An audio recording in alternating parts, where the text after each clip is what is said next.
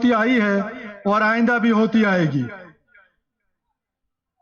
ہندوستان نے جب جب کوشش کی ہے جارحیت کی، اس کو منہ توڑ جواب ملا ہے۔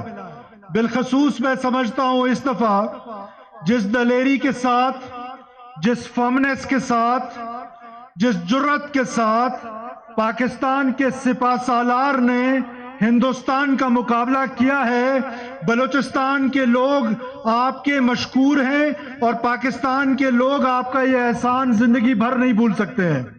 ساتھ ساتھ وہ سپاہ جس نے دلیری کے ساتھ اپنی جانیں قربان کی، ہم ان کو بھی خراج تحسین پیش کرتے ہیں۔ اور بلوچستان کے حوالے سے کچھ لوگوں کا یہ خیال ہے، میں بحیثیت بلوچ یہ سوال ایک بار پھر بلوچوں کے سامنے رکھنا چاہتا ہوں، بلوچ قوم کے سامنے رکھنا چاہتا ہوں کہ یہ ایک لا حاصل جنگ کی طرف آپ کو دھکیلا گیا ہے۔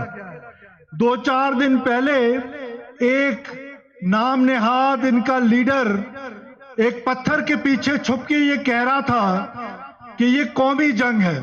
آیا یہ کون سی قومی جنگ ہے جس میں عام بلوچستانی کو جنگ کی طرف دھکیلا جا رہا ہے، ایک لا حاصل جنگ کی طرف؟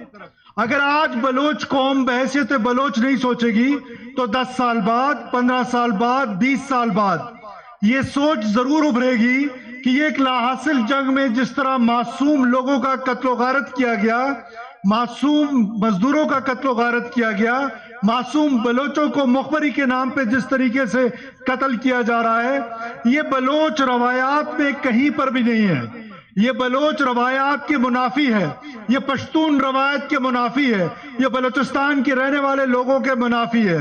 لہٰذا میں یہ پیغام دینا چاہتا ہوں کہ یہ کہیں پر حقوق کی جنگ نہیں ہے، یہ صرف اور صرف آپ کے پیٹ کی جنگ ہے، اور یہ ثابت ہو گیا ہے کہ آپ ہندوستان کی پراکسی ہیں، ہندوستان کے اماں پر، عام لوگوں پر یہ جنگ مسلط کی ہوئی ہے۔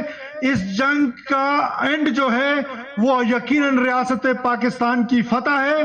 عام بلوچ کو آج یہ سوچ لینا چاہیے کہ جیسے ترک میں ہوا، ادھر کردستان کی جو تحریک تھی وہ کل جو ہے وہ جس طریقے سے ختم ہوئی ہے، میں اس تحریک کو بھی اسی طرح ختم دیکھ رہا ہوں۔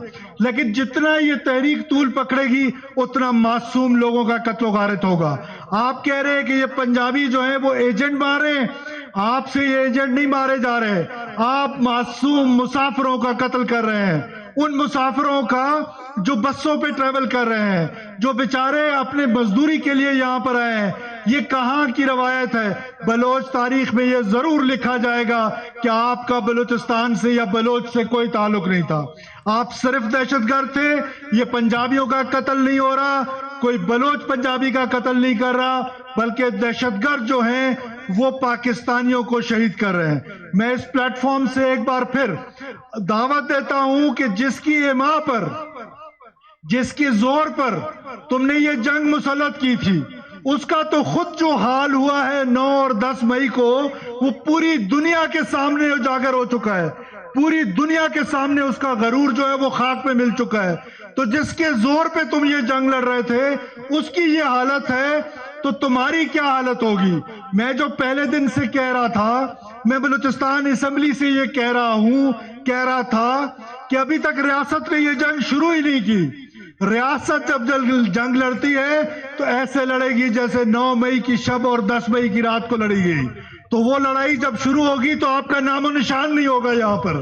آج بھی آپ کے پاس موقع ہے کہ آپ واپس آئیں، قومی دہارے میں شامل ہوں، لیکن یہ نہیں ہو سکتا ہے کہ بندوق کے زور پر آپ اپنا نظریہ مسلط کریں۔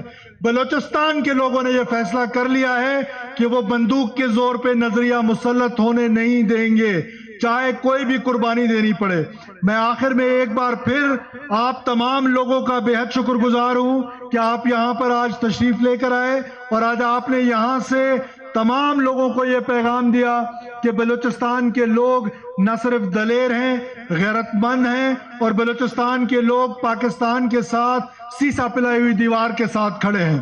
آخر میں آج جو بزدلانہ کارروائی ہوئی، جس میں ہمارے قافلے کو نشانہ بنانے کی کوشش کی گئی، اور اس میں ایک شخص کی شہادت ہوئی. میں اس کی شہادت کو سرخ سلام پیش کرتا ہوں اور یہ یقین دلاتا ہوں کہ نہ صرف اس کے قاتلوں کو کٹہرے میں لایا جائے گا بلکہ اس کے مقدس خون کے ایک ایک قطرے کا بدلہ لیا جائے گا اور اس کی تمام فیملی کی کفالت جو ہے وہ انشاءاللہ تعالی حکومت بلوچستان اٹھائے گی آج کے بعد.